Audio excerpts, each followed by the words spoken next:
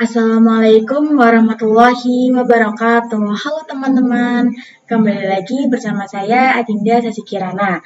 Masih dengan materi MTCNA, kita memasuki pembahasan mengenai farewell. Farewell sendiri itu ada banyak sekali teman-teman. Nah, pada video kali ini saya akan membahas mengenai farewell sekiranya ada 18 materi. Langsung saja kita ke pembahasan yang pertama yaitu konsep chain. Mikrotik memiliki fitur bernama farewell yang fungsinya untuk melakukan filtering forwarding dan marking terhadap paket data yang berjalan melewati router agar setiap fungsi dari fitur farewell ini berjalan lebih baik dan optimal. Kita perlu menambahkan rule atau alur yang sesuai yaitu dengan menggunakan chain. Perhatikan pada chain input ini digunakan untuk memproses paket yang masuk ke dalam router, sedangkan output digunakan untuk memproses paket yang keluar dari router. Kemudian ada forward, yaitu memproses paket yang hanya melewati router. Kita lanjut ke pembahasan yang kedua, yaitu konsep if then. Jadi, if artinya adalah jika, sedangkan then adalah maka. Langsung saja kita terapkan konsep ini ke Mikrotik. Di sini saya sambungkan dengan Winbox. Kemudian kita pilih menu IP, lalu pilih yang firewall. Pada tab rule, kita klik tanda X. Nah, konsep if terdapat pada bagian general, yang artinya parameter yang menentukan suatu paket diizinkan atau diblokir. Paket yang dimaksud ada banyak sekali.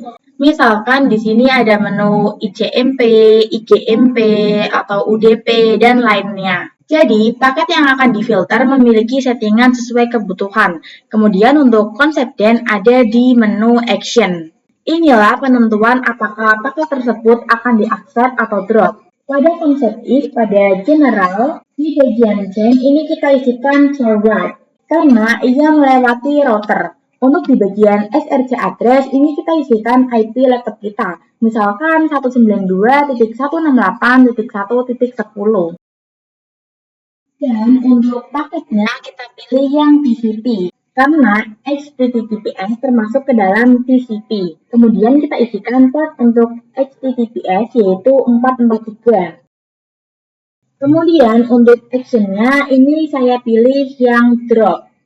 Nah, kira-kira seperti inilah konsep dari if atau konsep jika maka. Kita lanjut ke pembahasan yang ketiga yaitu konsep strategi.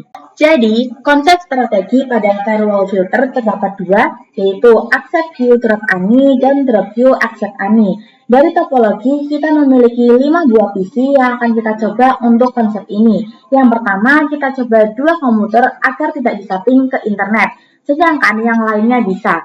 Dan yang kedua, kita coba kebalikannya. Untuk kasus yang pertama ini, kita akan menggunakan strategi kedua yaitu drop queue accept ANI. Karena artinya blokir beberapa dan izinkan yang lainnya. Sedangkan untuk kasus yang kedua, dia bisa gunakan yang strategi accept queue drop ANI. Kita lanjut ke pembahasan yang keempat yaitu studi kasus. Beberapa kasus yang akan kita coba diantaranya adalah hanya beberapa VPC yang bisa ping router, sisanya tidak bisa. Kemudian hanya beberapa VPC yang bisa ping server, sisanya tidak bisa. Lalu hanya beberapa VPC yang tidak bisa akses internet, sedangkan yang lainnya bisa. Dan yang terakhir kita akan mencoba memblokir YouTube. Langsung saja kita coba pada kasus yang pertama. Di sini teman-teman pastikan semua perangkat pada topologi telah running atau menyala. Kita akan buat hanya VPC 1 yang bisa ping router. Teman-teman bisa buka Windows-nya dan pilih menu IP. Kemudian pilih firewall. Di bagian filter rules kita klik tanda F.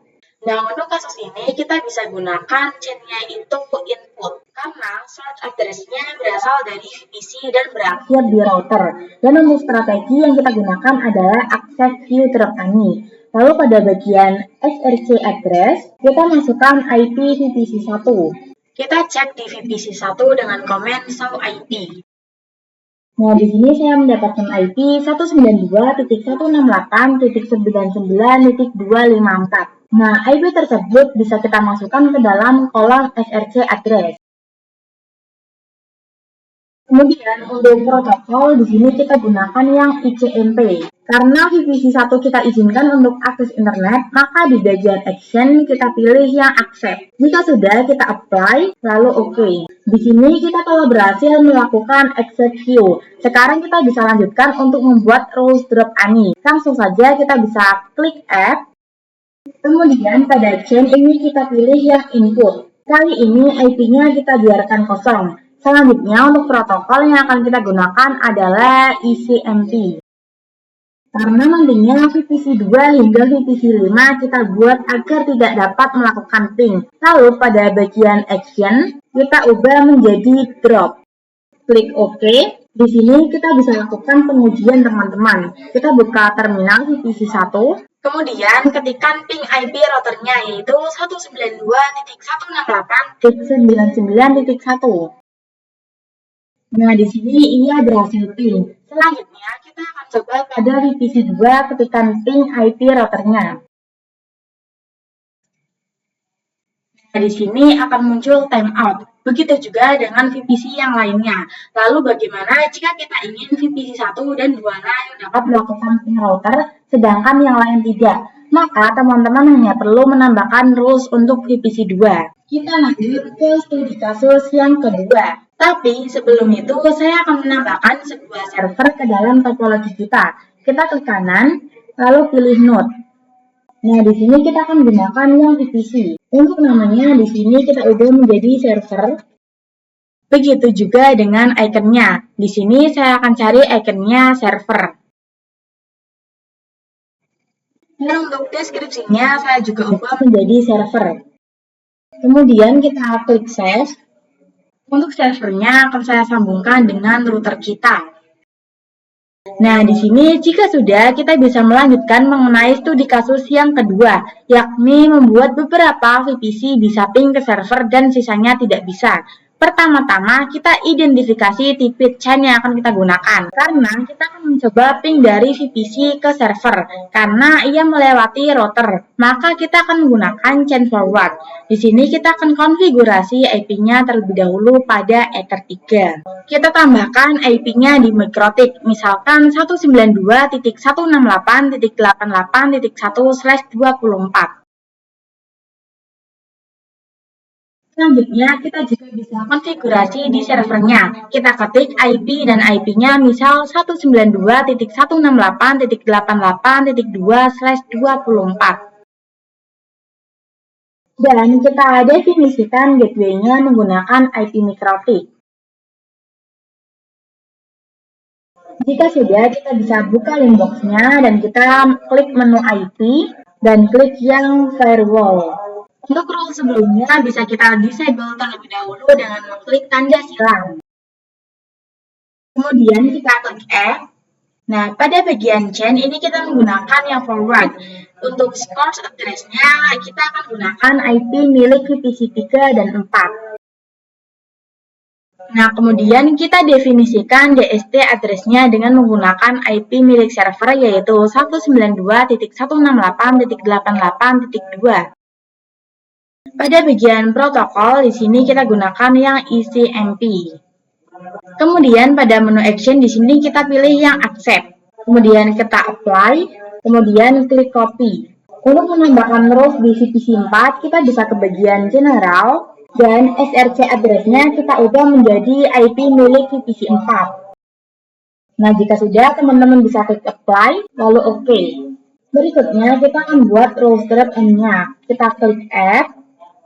Nah, untuk chain di sini masih sama ya, forward. Di bagian set address kita kosongkan saja, sedangkan untuk DST address-nya kita isikan IP servernya. Kemudian untuk protokol di sini kita gunakan yang ICMP. Lalu di bagian action di sini kita ubah menjadi drop.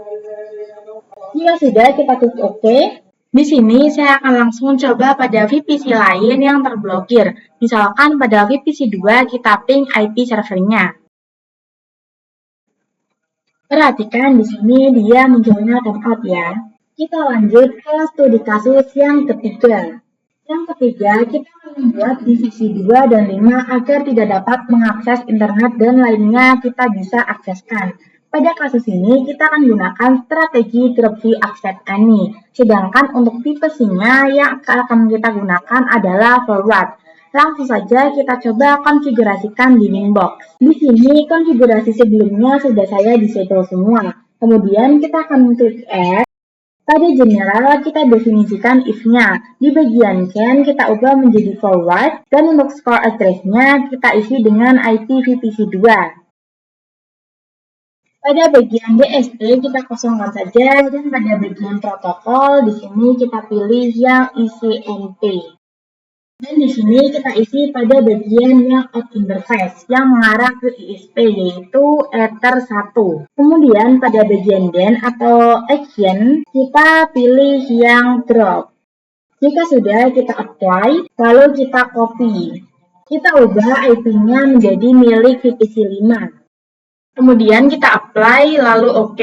Kemudian kita tambahkan rules untuk accept any-nya. Di sini teman-teman klik Add. Lalu bagian chain di sini pilih yang forward. Bagian IP ini kita kosongkan. Selanjutnya untuk protokol di sini kita pilih yang ICMP. Dan untuk out interface di sini kita pilih yang Ether 1. Dan di bagian action di sini kita pilih yang accept. Jika sudah kita apply, lalu OK. Lalu lakukan pengujian. Kita lakukan di VPC 2 terlebih dahulu. Kita ketikkan ping 888. Nah, jika muncul output seperti ini, berarti ia sudah tidak mendapatkan akses internet. Maka secara otomatis VPC 5 pun tidak memiliki aksesnya. Sedangkan di sini kita coba di VPC 3, kita ketikkan ping 888. Nah, maka ia akan memberikan output TTL yang artinya VPC 3 dapat berakses internet. Kita lanjut ke studi kasus yang keempat. Sebelum melanjutkan studi kasus yang keempat, ini kita akan menambahkan satu perangkat lagi. Pada topologi dan perangkat ini memiliki tampilan GUI. Teman-teman bebas menggunakan vendor mana. Di sini saya akan gunakan Linux. Di sini kita bisa klik kanan, kemudian klik Node. Kemudian teman-teman bisa pilih yang Docker IO. Untuk nama di sini saya ubah menjadi Linux.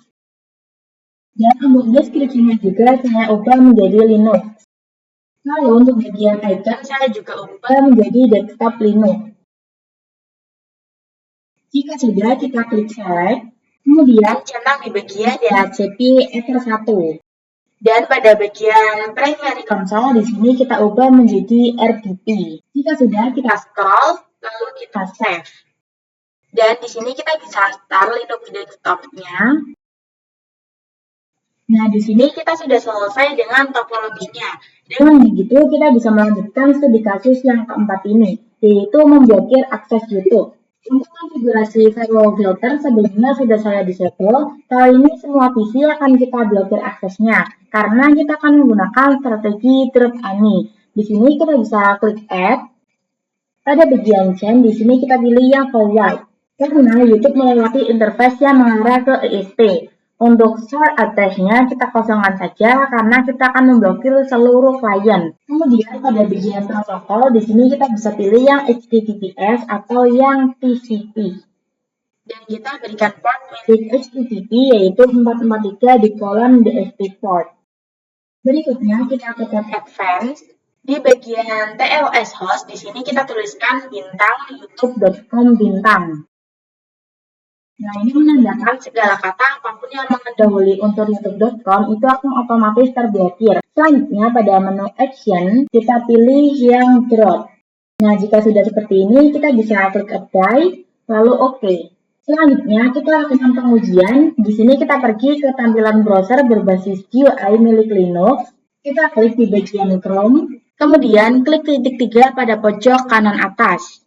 Kita akan mengakses melalui jaringan private yaitu New Incognito Windows atau mode samaran ya teman-teman. Setelah itu kita bisa ketikkan youtube.com. Perhatikan ini tidak akan bisa diakses karena sudah terblokir. Kita lanjut ke firewall log. Log merupakan fitur yang digunakan untuk menampilkan informasi atau aktivitas yang ada pada router. Nah, kita dapat membuat atau menambahkan aktivitas melalui firewall filter dengan menggunakan action log. Kita lanjut ke materi NTP. NTP yaitu Network Time Protocol, merupakan pengaturan waktu pada microbit. Salah satu fungsi dari firewall ini yaitu memblokir berdasarkan waktu. Namun, NTP perlu melakukan sinkronisasi waktu terhadap perangkat dan satu jaringan. Istilah lain dari NTP adalah SNTP, yaitu merupakan NTP dengan versi lebih sederhana dan cocok digunakan untuk jaringan skala kecil dengan kemampuan yang terbatas. Untuk metode NTP ada 4. Yang pertama ada server sebagai penyedia pool, kedua ada klien sebagai penerima, dan yang ketiga ada remote, serta yang terakhir adalah broadcast dan multicast. Oke, langsung saja kita ke praktiknya. Pada Winbox, kita buka menu sistem dan pilih menu SNTP client. Pada bagian enable, ini kita checklist. Lalu di bagian primary NTP servernya kita isi dengan time Indonesia yaitu 0.id.pool.ntp.org. Kemudian untuk secondary kita isikan sama namun bedakan pada angkanya yaitu 1. Kemudian kita klik apply dan pada bagian mode akan berubah menjadi unicast. Selanjutnya bisa kita lakukan perubahan waktunya sesuai dengan negara kita. Kita ke menu sistem. Kemudian pada time zone name ini kita ketikkan Asia/Jakarta. Kemudian kita apply. Nah, di sini secara otomatis waktunya akan berubah. Selanjutnya kita akan login YouTube. Di sini kita ke menu firewall. Pada bagian role terakhir ini kita double klik. Kemudian ke menu extra. Pada bagian time, di sini kita isikan jam 9 sampai jam 10 saja ya. Maka klien bisa mengaksesnya pada jam tersebut. Kemudian di sini ada pilihan hari dan saya centang semuanya saja. Lalu kita coba lakukan pengujian. Karena saat ini sudah jam 10 lewat, maka dipastikan aksesnya akan terblokir. Nah, di sini saya akan ketikkan youtube.com. Maka dia tidak dapat diakses ya teman-teman. Kita lanjut ke pembahasan yang ke-10 yaitu konsep address list. Role address list ini adalah cara menjadikan IP address menjadi satu nama. Address list juga bisa sebagai action pada rules firewall, yaitu untuk bisa menentukan address mana saja yang ingin kita pindahi dan dimasukkan ke dalam list. Untuk caranya kita bisa ke menu IP, lalu firewall, dan kita ke bagian address list. Misalkan terdapat klien nakal, maka di sini kita bisa tambahkan saja list tersebut. Klik add. Lalu kita tuliskan identifikasi klien tersebut. Misal di sini namanya klien_nakal. Dan untuk IP-nya misalkan 192.168.1.10. Lalu kita apply dan oke. Kemudian misalkan ada sekelompok klien yang nakal dalam satu network, maka kita bisa klik add. Kemudian di sini kita beri nama klien_nakal lagi. Kemudian di bagian IP kita tuliskan rank-nya, misal 1.50 hingga 1.60.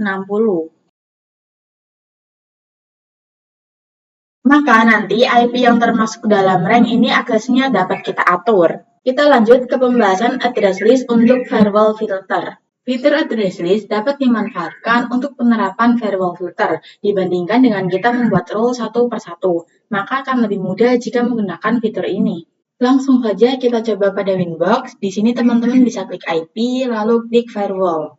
Di bagian Filter Role, kita enable kembali ke role sebelumnya. Kita akan gunakan salah satunya. Nah, karena sebelumnya pada VPC kita menggunakan IP DHCP, maka sekarang kita akan setting secara statik. Kita akan gunakan rank IP 192.168.99.31 hingga 35 secara berurutan. Di sini saya ubah dulu satu persatu ya.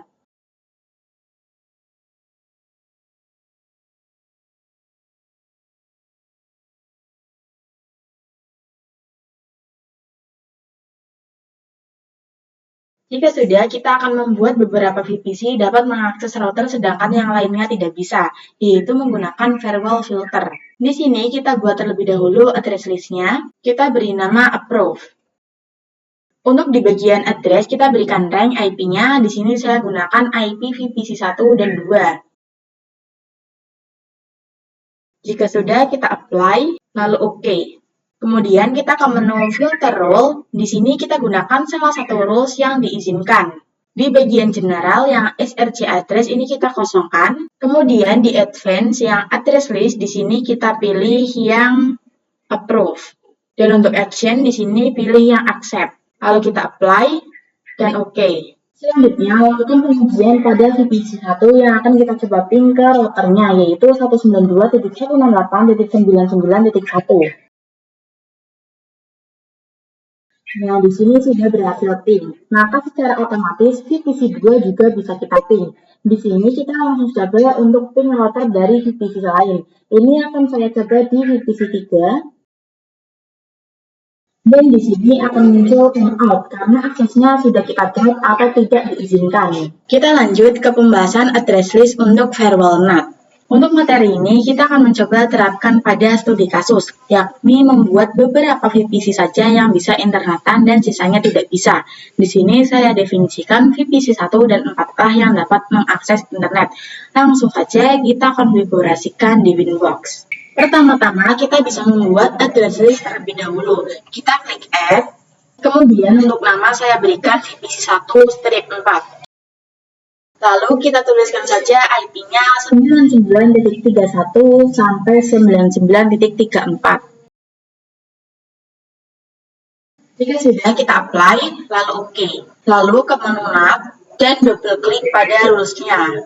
Untuk chain-nya di sini saya gunakan SRC NAT. Lalu pada bagian advance, pada menu SRC address list kita isi dengan yang sudah kita buat tadi, yaitu VPC 1-4. Kemudian di bagian action-nya di sini masquerade ya. Karena kita ingin mentranslate kumpulan IP private menjadi satu IP public. Kita apply, lalu oke.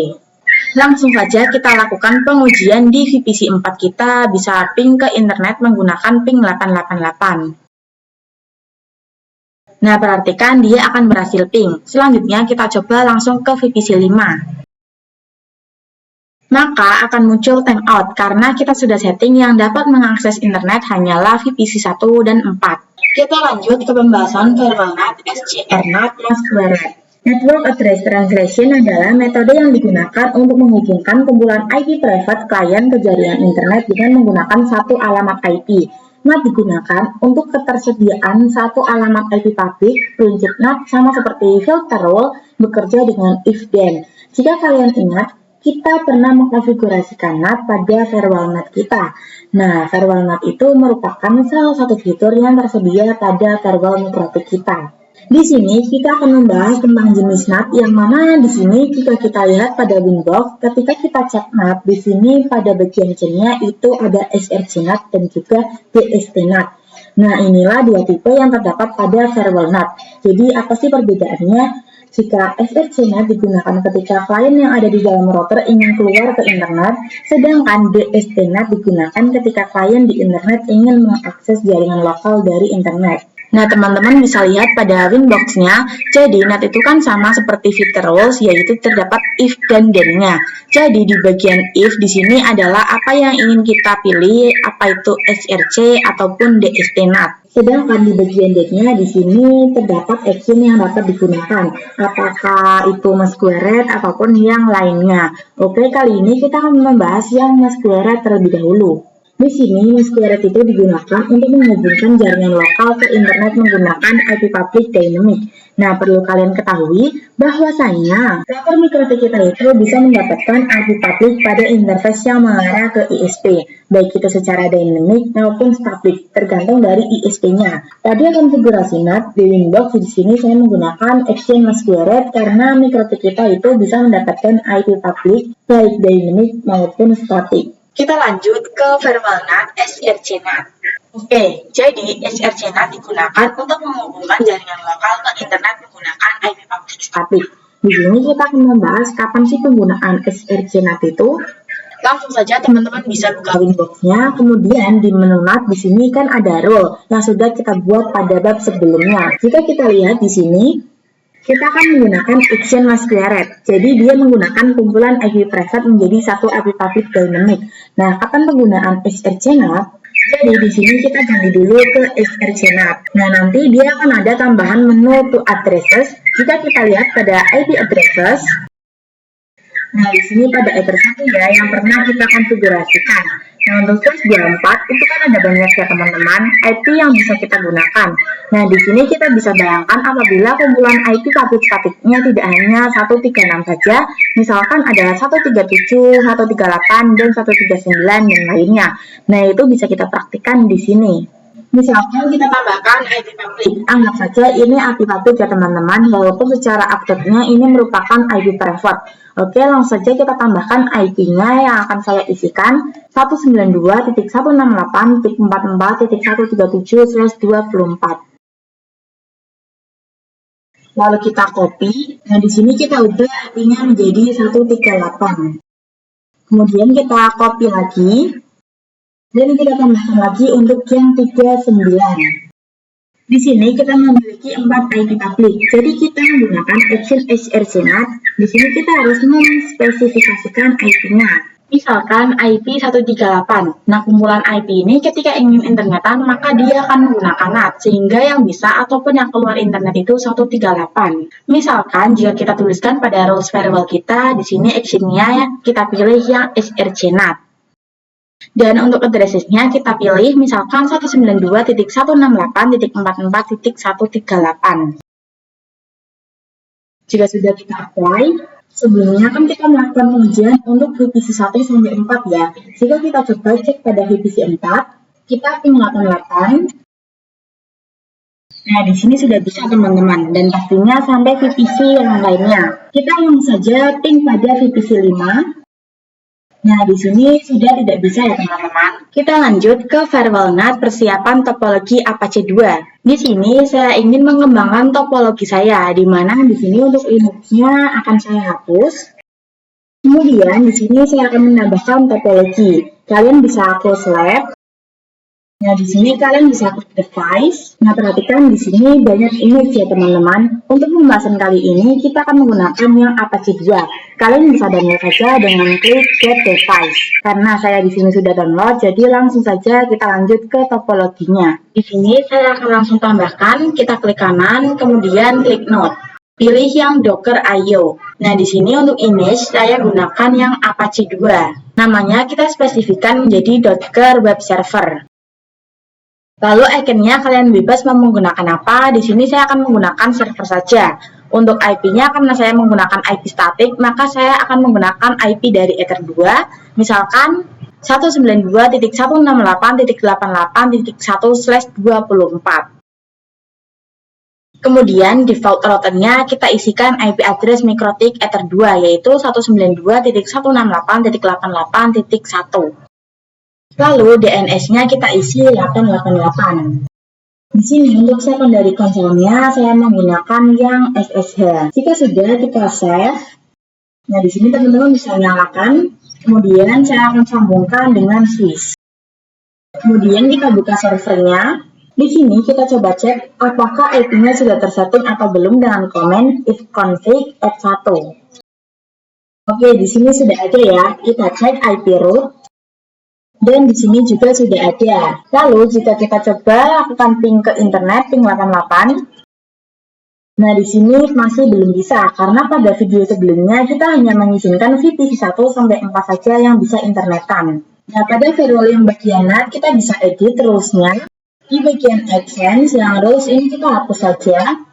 Jika sudah kita apply. Nah, jika sudah dihapus pastinya bisa di ping google.com dan ping 88 ya teman-teman. Kita lanjut ke variable NAT DST-NAT. Oke, langsung saja di sini kita konfigurasikan DST-NAT-nya. Nah, ini kan pengguna yang ingin akses ke klien kita pasti ujungnya lewat Ether 1 semua ya teman-teman. Dan kita sebelumnya sudah tentukan jika klien kita ingin internetan maka kita menggunakan IP yang 138. Di web server kita kan masih pakai IP private. Nah, agar web servernya bisa akses dari jaringan luar, maka nantinya jaringan luar akan menggunakan IP publiknya si MikroTik yang sudah tetap yaitu 138 sehingga tampilan yang akan ditampilkan nantinya adalah si web server. Oke, langsung saja buka Winbox-nya. Kita tambahkan rules baru di bagian general yang chain kita pilih yang DST-NAT. Lalu SRC address-nya kita isikan dengan IP 192.168.44.138. Nah, untuk bagian protokol di sini kita pilih yang TCP. Kemudian di SD port-nya kita bisa tambahkan port misal 8181. Di sini kalian bebas ingin mengisi berapa. Di bagian denia, action, kita bisa pilih yang DST-NAT. Kemudian untuk addressesnya kita bisa isi IP web servernya yaitu 192.168.88.41. Dan untuk to portnya kita isikan port HTTP atau 80. Kita cek pada browser, jadi di sini kita coba ketikkan IP address-nya dan port-nya. Kita lanjut ke firewall-NAT konfigurasi DNS server. Jadi, DNS itu berfungsi untuk mentranslate IP ke domain. Ketika klien ingin mengakses server yang ada, maka kita akan menggunakan domain. Langsung saja kita buka Winbox-nya. Nah, di sini ada role yang kita buat sebelumnya. Di sini kita bisa disable saja. Lalu kita buka DNS-nya, kita IP, lalu DNS. Jadi nantinya kita akan mengubah nama server kita sebelumnya menjadi server 1 dan juga server Apache akan kita ubah menjadi server 2. Jadi nanti server 1 domainnya akan kita berikan nama server1.mydomain.com. Kemudian untuk yang server 2 adalah server2.mydomain.com. Nah, nanti ketika kalian ingin mengakses servernya tinggal menggunakan nama domainnya. Pada bagian DNS di allow remote request kita checklist. Kemudian kita apply, langkah selanjutnya kita daftarkan domain kita dengan IP servernya. Kita klik static, klik add. Di sini untuk name-nya bisa kalian sesuaikan dengan domain yang tadi. Lalu IP address server satunya yaitu 192.168.99.2. Jika sudah kita apply, lalu kita buat lagi untuk server kedua. Namanya saya akan menggunakan nama server2.mydomain.com. Kemudian isi juga untuk IP address-nya. Nah, di sini kita sudah memiliki dua domainnya. Selanjutnya kita lakukan pengkonfigurasian. Sebelum itu kita konfigurasikan terlebih dahulu IP DNS-nya ke yang Ether 2. Jika sudah, kita ketikkan ping server1.mydomain.com. Nah, di sini sudah bisa ya teman-teman. Kita lanjut ke pembahasan yang terakhir yaitu firewall-NAT, DST-NAT, redirect. Redirect digunakan ketika akan membelokkan traffic ke router itu sendiri. Contohnya pada hotspot, web proxy, DNS server router, dan lainnya. Jadi, misalkan ada pengguna internet, dia membuka klien kita, maka si router akan melemparkan keluar ke web server Apache kita. Kita bisa lihat di Winbox. Di sini kita ke menu IP, lalu ke firewall. Kita kena, lalu klik add. Di sini pada bagian action kita pilih yang DST-NAT. Nah, di sini kan terdapat two addresses dan ini digunakan untuk menspesifikasikan kemana. Tetapi jika menggunakan yang redirect itu untuk addressnya tidak ada karena memang paketnya itu akan dilempar ke webnya sendiri. Oke, langsung saja kita praktekkan. Sebelum itu kita tambahkan IP pada NAT-nya di bagian general. Yang chain-nya di sini kita gunakan yang DST-NAT. DST address-nya kita isi dengan IP DNS dari VPC-VPC-nya. Misalkan di sini contohnya 888. Lalu untuk protokol di sini kita gunakan yang UDP. DST port-nya di sini kita isikan misalkan 53. Kemudian untuk action-nya di sini kita ubah ke redirect. Jika sudah kita apply, kemudian kita bisa lakukan pengujian pada VPC 3 yang memiliki IP DNS 888. Kita coba ping server2.mydomain.com. Oke, di sini bisa ya teman-teman. Nah, jika kalian tanya bagaimana sih jika DNS-nya bukan 88, kalian bisa matikan saja address-nya, sehingga nantinya seluruh VPC yang memiliki IP DNS berapapun itu tetap bisa mengakses server 2 ataupun server 1. Ini kita coba ping pada VPC 1 yang memiliki IP DNS 192.168.88.1. Kita coba ping. Nah, maka di sini berhasil ya teman-teman. Sekian pembahasan saya pada materi kali ini. Terima kasih sudah menonton dan sampai jumpa pada materi yang akan saya jelaskan selanjutnya. Wassalamualaikum warahmatullahi wabarakatuh.